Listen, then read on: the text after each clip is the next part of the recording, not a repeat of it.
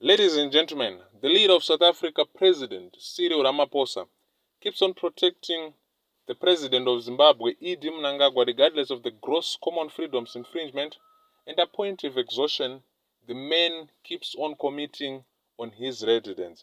Ramaphosa, Tuesday at the 78th Joint Countries General Gathering in New York, US, said the West ought to lift sanctions on Zimbabwe and Cuba. He said, and I quote, "South Africa keeps on requiring the lifting of the monetary ban that was forced quite a while back against Cuba, a ban that has made untold harm to the nation's economy and individuals of Cuba and Zimbabwe.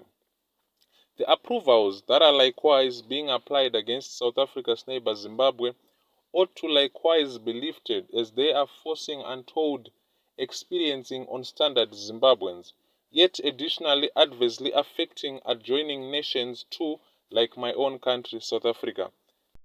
President Ramaphosa and numerous African presidents have been reliably requiring the expulsion of approvals forced on Zimbabwe by the West. The European Association, England, Canada, and different nations additionally forced the sanctions against Zimbabwe. This was written by one of the online correspondents, but I liked one of the replies by the readers in which he said, by defending ED and calling for removal of sanctions against Zimbabwe, Ramaphosa is showing that he has no mercy towards the suffering of the Zimbabwean masses. Sanctions are not even causing any suffering among Zimbabweans. These are not national sanctions, but targeted ones. In other words, he's saying they are targeted at specific individuals. We can mention someone like Kudata Gwire. It is the continued existence of ZANU which is contributing to the suffering of Zimbabweans.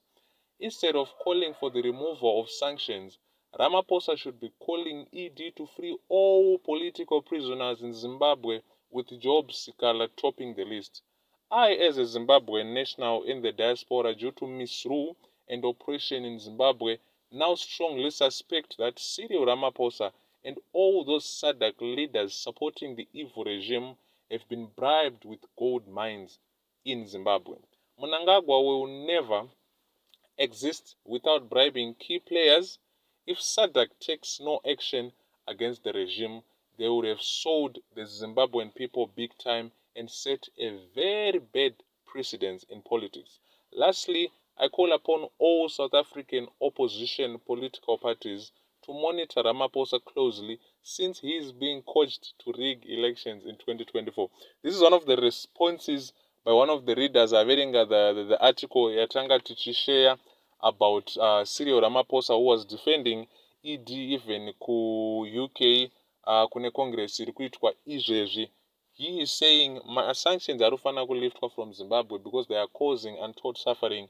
And then this reader abva akomenta akapa views ake kuti no, izvi zvimasanctions izvi zvimatargeted ane vanhu vavo vaakatargeta anenge ana ED anenge ana natagwirei and the likes, but haasi masanctions anoaffecta nyika. So vanhu ava vanhu vari kufanira kuita reforms. Abva amenshina nyaya yemapolitical prisoners anenge ana Job Sikala and the likes. Ladies and gentlemen, nyaya dzinenge dzakadai so dzinonakidza kuparanura takawanda. Muchitipawo mafungiro enyu mucomment section. Muchiudza kuti munofunga kuti kudi, please tokumbura 100 likes pavidhio rino iri chete. Mukada kuzodarikirawo, it's up to you, but thank you so much guys for the unwavering support. Munolike, munosubscribe, munokomenta, munoshare, and keep on doing that guys till we meet again in the next video. Bye bye.